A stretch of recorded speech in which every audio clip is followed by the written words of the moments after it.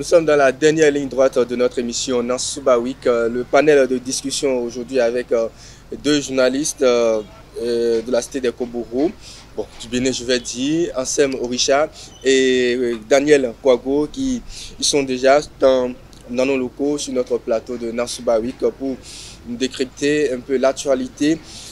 Le sujet aujourd'hui a fait Sodinou, un échec pour le parti Les Démocrates ou un système de parrainage jugé trop exigeant. Alors, Ansem Richard, bonjour. Bonjour Marcel Poti, bonjour Daniel Kouago. Daniel Kouago, bonjour. Bonjour Marcel, bonjour à Ansem. Bonjour à nos téléspectateurs qui me suivent.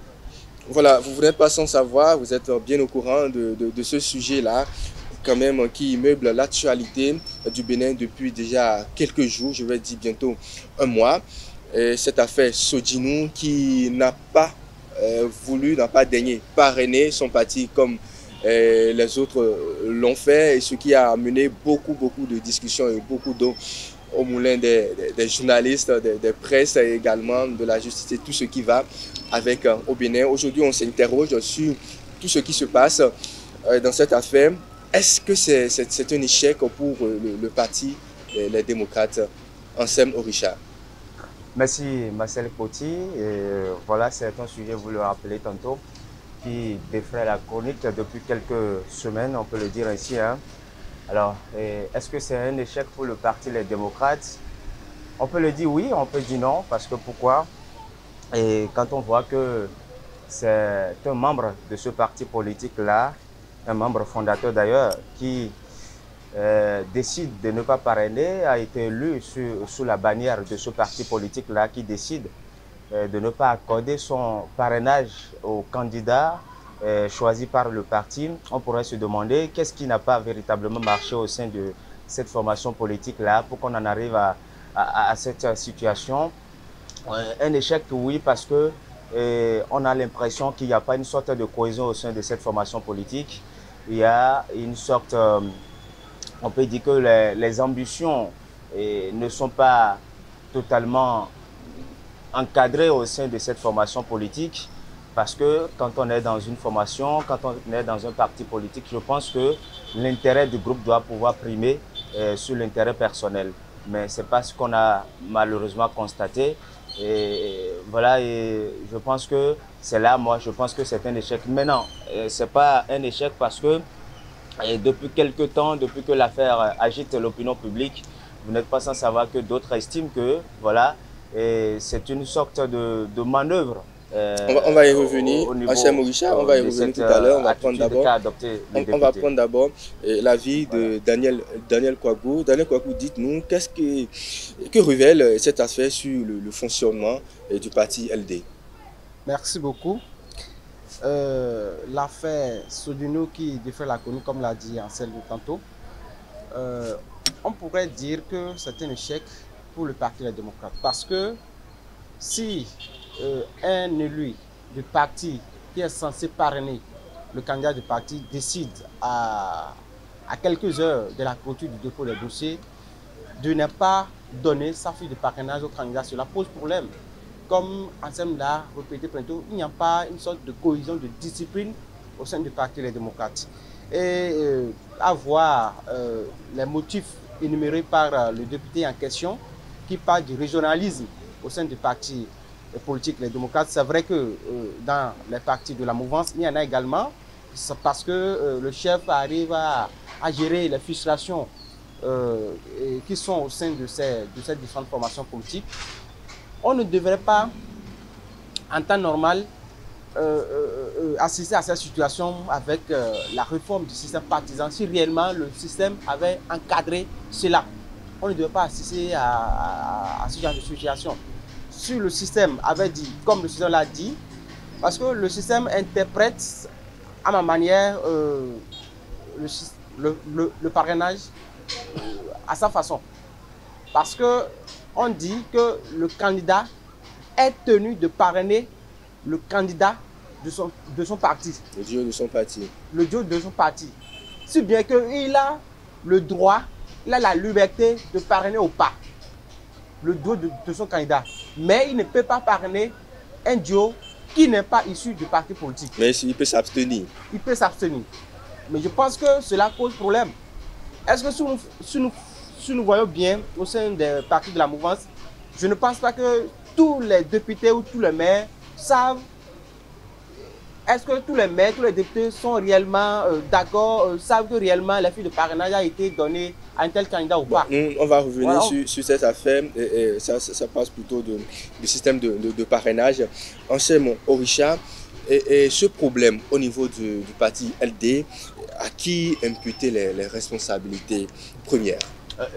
Je pense que les responsabilités sont partagées. Quand vous avez suivi quand même, bien évidemment, la sortie du parti politique qui n'a pas manqué d'étaler sur la place publique les situations, comment est-ce qu'on en est arrivé là. Vous avez également suivi, en tout cas par voie interposée, en tout cas sur les réseaux sociaux, la sortie du député lui-même en question. Nous avons vu des vidéos circuler, même si cela reste encore à prouver, parce que jusque-là, nous n'avons pas véritablement connaissance de la position exacte du député jusqu'à l'heure où je vous parle. Je pense qu'il y a eu des informations qui ont fuité faisant état de ce que le député était présent lors de l'audience au niveau de la Cour constitutionnelle, mais d'autres ont encore démenti l'information. Cela pose encore un problème. En tout cas, je pense que la responsabilité est partagée aussi bien au niveau des responsables du parti que le député lui-même. D'abord, moi, je pense que beaucoup plus la responsabilité incombe aux députés. Pourquoi je m'explique? Parce que quand on dit que nous sommes dans une formation politique, on doit pouvoir observer ce qu'on appelle la discipline de groupe. La discipline de groupe, surtout que nous sommes dans nous avons dit que nous avons opéré une réforme du système partisan et que désormais, on a tendance à rendre les partis politiques plus forts. Et quand on sait que les individus n'ont plus quand même ce droit, ce privilège de pouvoir dicter les lois au sein des formations politiques, je pense qu'on devait quand même se rallier. Et quand on sait que la cause commune, c'est pouvoir conquérir le pouvoir politique, et quelles que soient les guéguerres, quels que soient les problèmes qui se posent au sein de votre parti politique, je pense que ce n'est pas à cette étape-là qu'il faut les sortir et décider de ne pas accorder son parrainage, parce que vous savez pertinemment qu'en n'accordant pas votre parrainage, vous mettez en difficulté tout un groupe, et pourquoi même tout un peuple, parce que là, ce sont les militants à la base qui vous ont quand même donné ce pouvoir-là, conféré le droit de pouvoir les représenter. Et donc, aujourd'hui, décider de ne pas accorder votre parrainage, c'est que vous mettez en difficulté tout un groupe, vous privez le peuple et ces militants qui vous ont fait confiance de leurs droits constitutionnels de pouvoir librement choisir un candidat lors des élections. Et donc, je pense que la responsabilité incombe beaucoup plus aux députés. Maintenant, j'en reviens au niveau des chefs de parti, notamment, je vais bien parler du président Boni Yayi, qui aujourd'hui est à la tête de cette formation politique. Nous avons suivi la sortie de députés qui a incriminé d'abord le chef de parti de pouvoir imposer une sorte de dictature au sein de cette formation politique, parce que estimant qu'il y a d'abord le régionalisme, il a estimé que le président unilatéralement décide de toutes les décisions, décide de tous les choix au sein de cette formation politique. C'est vrai, je pense que ça pose également un problème, parce que quand on dit que nous sommes démocrates, il faut pouvoir quand même respecter les bases, laisser les autres les principes de la démocratie à la base, permettent aux militants de cette formation politique de pouvoir aussi s'exprimer voilà, valablement de leur opinion. Mais bon, je pense que ça, on en reviendra, parce que la démocratie aussi, c'est la loi de la majorité. Et quand on observe aujourd'hui, il n'y a que lui seul, le député Sodino, qui décide de ne pas accorder son parrainage. Et pourquoi les 27 autres n'ont pas pris cette portion? Et je pense que déjà, on peut déjà voir qu'il y a une sorte de démocratie, parce que la majorité l'emporte déjà. Oui, la majorité l'emporte. De lui accorder à lui seul ce qu'il décide d'avoir. Merci Ansem Orisha. La majorité l'emporte 7, mais la loi La loi, elle est due, comme l'a si bien souligné le porte-parole du gouvernement dans ses propos la dernière fois. On a constaté que très tôt, les responsables du Parti Les Démocrates sont montés au créneau et ont accusé le gouvernement de débauchage. Est-ce que c'est une bonne démarche? Daniel Kouagou. Jusqu'à nouvel ordre, nous n'avons pas les preuves que le député a été débauché par la mouvance. On ne peut pas affirmer tout de suite que le député a été. C'est une manœuvre de régime en place. On ne peut pas l'affirmer. Je pense que, comme Anselme l'a dit, le problème se pose principalement chez le député en question. Même si il n'est pas d'accord, et cela, je sais que il y a également ce problème-là au sein de la majorité présidentielle. Je ne suis pas sûr que tous les militants ou tous les parrains de la mouvance sont d'accord du choix de Wadaï. Parce que la majorité est d'accord, tous les autres sont obligés d'observer la discipline du groupe. De rentrer dans les rangs. De rentrer dans les rangs. Et le député Sodinou devrait également l'observer. Même s'il n'est pas d'accord. Qu'est-ce qui prouve que si c'était le candidat qu'il veut, Éric Ndoundete qui était décidé, qu'est-ce qui prouve que tous les autres allaient être d'accord? Mais on a constaté qu'au-delà de toutes les malcompréhensions qu'il y a au sein du parti politique, la majorité a décidé du choix qui a été. J'aurais appris qu'ils ont passé au vote lors du Conseil national du parti et que la majorité a voulu désigner Gbodjo et son policier pour porter les couleurs du parti à l'élection présidentielle. Le député en question devait également l'observer. Au-delà des intérêts personnels, au-delà des ambitions personnelles, il devait observer le groupe. Parce qu'à l'étape actuelle, on n'est pas véritablement sûr si le parti pourra aller aux élections ou pas. Et à cause d'une seule personne recalée, le parti a une importante compétition électorale comme celle de la présidentielle. Ça n'est pas du tout bien. Je pense que la loi devrait recadrer, revoir cela pour que le député soit obligé de parrainer le duo de son candidat. Et je pense que c'est ce que je disais tantôt. On peut relever quelques failles du code électoral qui n'oblige pas forcément le parrain à parrainer le candidat de son parti. Si la loi disait que le parrain du parti doit obligatoirement parrainer le duo de son parti, on n'en serait pas là. On n'en serait pas là. C'est une faille qu'il faut revoir dans le code électoral. Est-ce que vous ne pensez pas que le problème est plus profond que cela? Le problème est plus profond, je ne pense pas, parce que vous savez, en instituant, en mettant au niveau de cette disposition du code électoral que vous ne pouvez parrainer que le choix opéré par votre parti politique, je pense que c'était dans l'optique de pouvoir encadrer le parrainage, mais ça peut-être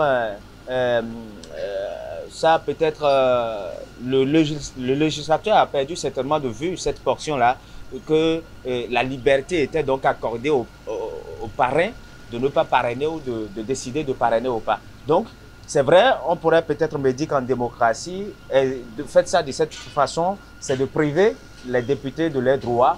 Mais vous savez, quand on se réfère à l'histoire, en 2021, nous avons assisté à une affaire similaire avec les députés Afo Diobor, alias Soui. Vous savez, il a dénoncé le fait que son parrainage aurait été attribué à un candidat dont il n'avait pas la connaissance. Oui. Et donc, nous avons assisté là à un procès, à une audience au niveau de la Cour constitutionnelle, saisie par la candidate du Parti Les Démocrates d'alors, Rekia Madougou, et qui a demandé à la Cour constitutionnelle de constater que les députés n'ont pas la liberté de pouvoir parrainer le candidat qu'ils décident de parrainer. Et donc, la Cour constitutionnelle a estimé que dès lors que vous accordez votre parrainage, vous donnez votre parrainage à votre formation politique, vous n'avez plus le droit de retirer ce parrainage-là. Et donc, la Cour a donc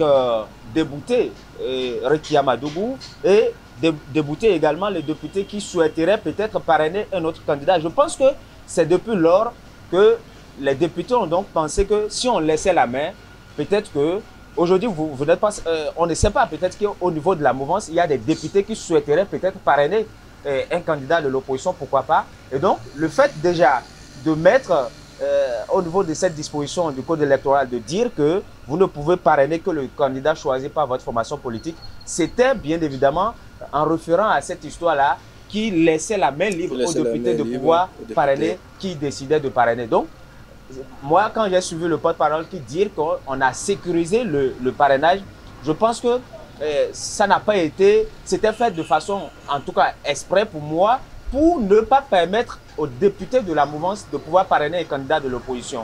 Et donc, c'est vrai qu'on me dira qu'aujourd'hui, il y a un accord de gouvernance, il y a un accord de coalition, que les partis pourraient quand même signer et s'entendre. Mais moi, je vois très mal qu'un parti de l'opposition puisse aller quand même négocier le parrainage. Si c'était fait, en tout cas, entre députés, on aurait pu comprendre. Mais entre formations politiques, il y aura forcément des compromis, il y aura forcément en tout cas un contrat qui pourrait quand même naître entre les formations politiques. Alors si je t'accorde mon parrainage, ça voudra dire quoi? Si c'est qu'il faut aller faire un accord de gouvernance ou accord de coalition parlementaire avec la formation politique avant de pouvoir avoir ces parrainages des élus, cela voudra dire que le parrainage en question n'est pas principalement pour les députés. Ça voudra dire que le parrainage revient d'office aux partis politiques. Mais là, qu'un député décide de ne pas parrainer, il y a une contradiction et je pense que la loi devait quand même pouvoir régler cette situation. C'est cette situation. Alors le système de parrainage est souvent critiqué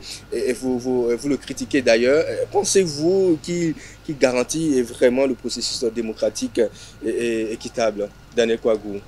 C'est vrai, aucune loi n'est parfaite et la loi se corrige au fil du temps avec l'expérience. Je pense que nous avons eu la première expérience en 2021. On a vu des failles. Encore en 2026, nous sommes en train de constater aussi des failles. Donc cela revient aux législateurs, aux députés de revoir, de corriger ce qui est sujet de critique ou de malcompréhension au sein de la classe politique. Et en le faisant, je pense que cela va permettre à notre paysage politique de fonctionner bien. Parce qu'entre-temps, on en avait des candidats qui venaient de nulle part, qu'on ne connaissait pas, qu'on ne connaissait de nulle part, qui étaient candidats, eux, cela ne donnait pas la crédibilité au scrutin en question. Parce que n'importe qui ne peut pas se porter candidat. N'importe qui ne peut pas se porter candidat. Et si on décide que ce soit un candidat reconnu par la classe politique, on devrait revoir les dispositions ou les articles qui posent problème. Et je pense que au-delà de l'affaire de parrainage, il y a toujours un problème qui se pose avec ce système partisan. Vous voyez, on dit que le candidat qui est choisi par un parti politique doit être militant ou membre de ce parti politique. Est-ce que nous l'avons constaté où le candidat de la mouvance, il n'est ni BR ni IPR. Même le président Patrice Talon, lui-même qui a été réélu en 2021, lui qui a expérimenté pour la première fois le système de parrainage, il n'était membre ni de IP ni de BR. Donc, à quoi dire que, à quoi servira cette loi si on oblige des gens à militer au sein des partis politiques avant d'être candidats et au même moment, on a des candidats qui sont issus de la mouvance, qui ne sont membres d'aucun parti politique de la mouvance et qui se portent candidats pour dire, bon voilà, je pense qu'il y a un véritable problème, qu'il faut revoir pour ne pas dire que, pour ne pas donner l'opportunité à l'opinion publique de dire que cette loi a été taillée sur mesure pour permettre au système en place de continuer par fonctionner. Merci beaucoup Daniel Kouagou pour ces apports. Et vous, à votre niveau, en 2 mots, qu'est-ce que vous en pensez avant une dernière question? Je pense que justement le système de parrainage vient un peu mettre en difficulté le processus démocratique et vient mettre en mal, en tout cas, le droit des citoyens de pouvoir véritablement être candidat. Parce que vous avez observé avec moi que malgré la loi qui dit désormais qu'il faut forcément être, en tout cas, un acteur politique reconnu et être membre d'un parti politique. Parce que en amenant cette réforme du système partisan, on a constaté ce qui, les initiateurs, les auteurs ont estimé que par le passé, nous avons enregistré des candidatures fantaisistes. En tout cas, ce sont eux qui l'ont, je prête leurs mots. Nous avons connu des candidatures fantaisistes. Et ce qui voudra dire que désormais, il faut être militant d'une formation politique avant de pouvoir avoir cette ambition de gouverner. La preuve, vous avez vu, lors du dépôt des dossiers, nous avons connu des candidatures indépendantes. Ce qui voudra dire qu'il y a une sorte de privation de liberté des citoyens de pouvoir, en tout cas, qui ont l'ambition de briguer la magistrature suprême, de ne pas, en tout cas, d'être vus, violés par leurs droits. Et donc, c'est dit donc qu'on devait quand même corriger ce système de parrainage. Dans d'autres pays, nous avons l'expérience, nous avons l'exemple palpable, les citoyens sont même à même de parrainer les candidats. Pourquoi pas ne pas faire cette option-là? Parce que du moment on accorde simplement le droit aux élus, qui sont les maires et les députés, de pouvoir parrainer, et on restreint même de telle sorte que ces candidats, ces élus-là ne peuvent parrainer que ceux, en tout cas le candidat choisi par les formations politiques. Il y a déjà une sorte de restriction de liberté, de droit, de violation des droits politiques des citoyens. Et vous n'êtes pas sans savoir avec moi que lorsque les droits politiques sont violés, cela amène les citoyens, les militants, à une sorte de violence. Et donc, on doit pouvoir les éviter. Vous avez constaté avec moi que depuis 2019, avec les lois que nous avons connues, il y a, en tout cas, toutes les élections que nous avons connues sous le régime de la rupture, il y a forcément des violences d'une manière ou d'une autre. Merci Ansem Orisha pour ces apports. Et une toute dernière question pour vous deux. On a constaté qu'après le recours des démocrates pour quand même invalider la décision du juge du tribunal de Cotonou, la Cour s'est déclarée incompétente. Et tout juste après, le président du parti Les Démocrates est allé pour une visite ou bien pour une rencontre de son jeune frère Patrice Talon au palais. Et tout juste après, il a convoqué, selon les informations, il a convoqué les vice-présidents du parti pour une réunion. Qu'est-ce qu'on pourrait espérer de cette réunion-là? Je pense qu'il y a encore espoir que le Parti démocrate participe à l'élection présidentielle. Selon les informations que nous avons jusqu'à présent, c'est qu'il y a, après, à l'issue de la rencontre des présidents Yahya Talon, quelques compromis, quelques propositions ont été faites pour permettre au Parti des démocrates de participer à l'élection présidentielle, notamment soit de revoir le duo Renaud Agbodo pour trouver un duo consensuel. Je souligne qu'on parle sous réserve. Sous réserve, justement, c'est pas encore officiel. Voilà ça. Ce ne sont pas encore les informations officielles, mais selon les informations que nous avons eues, si cela se confirmait, ou soit de signer des accords de gouvernance avec les partis de la mouvance, avec peut-être FCB, BR et autres, pour pouvoir, au cas où le FCB, député... c'est un parti de l'opposition.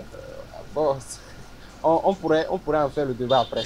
Donc, pour permettre aux partis, les démocrates, d'avoir le nombre de parrainages requis si le candidat et si le député Michel ne revenait pas pour remettre de parrainage. Je pense qu'il y a toujours ce problème de système partisan. Moi, je ne suis pas d'accord qu'un parti de la mouvance puisse signer des accords de gouvernance ou parlementaire avec un parti de l'opposition. Ça n'a aucun sens selon moi. Ça n'a aucun sens.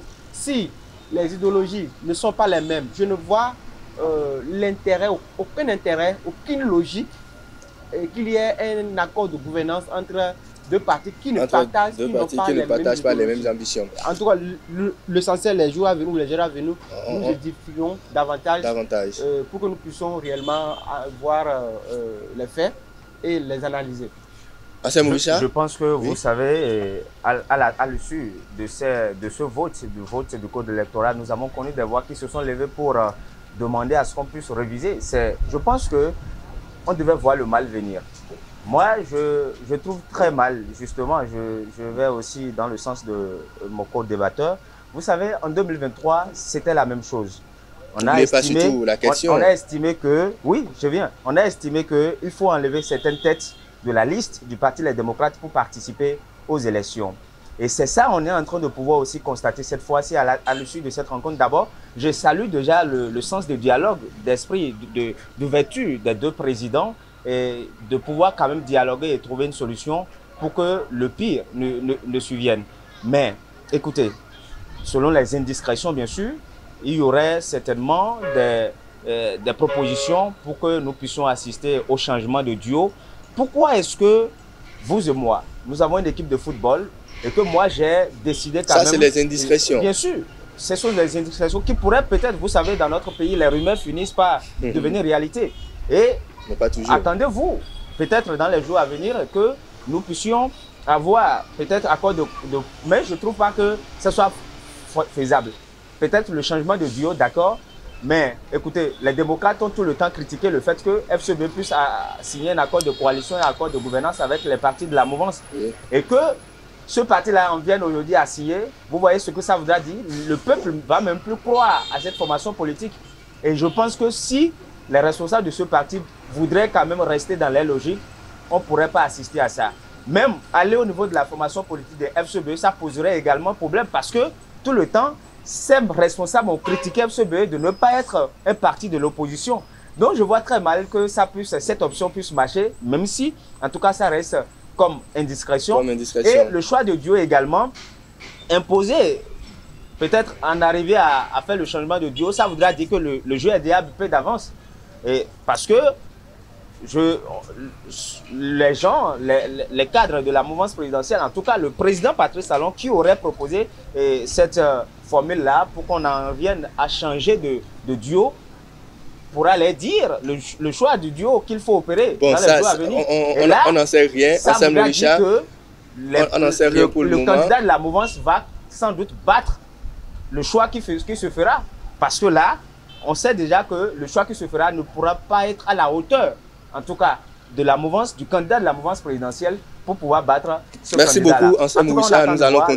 Nous allons continuer les débats dans les coulisses. Pour le moment, nous sommes pressés par le temps et c'est fini déjà pour ce panel de discussion. Vous avez écouté, le Parti des démocrates pourra-t-il participer encore aux élections présidentielles de 2026 dans les jours à venir? On saura quelle est la formule qu'on pourra mettre en place pour quand même leur permettre de participer à cette élection. Au cas contraire, on aura, comme la Sénat l'a si bien annoncé, les deux candidatures provisoires, c'est-à-dire Wadaï et Paul Hunkwe, qui ne prendront pas, bien sûr, à ces élections présidentielles de 2026.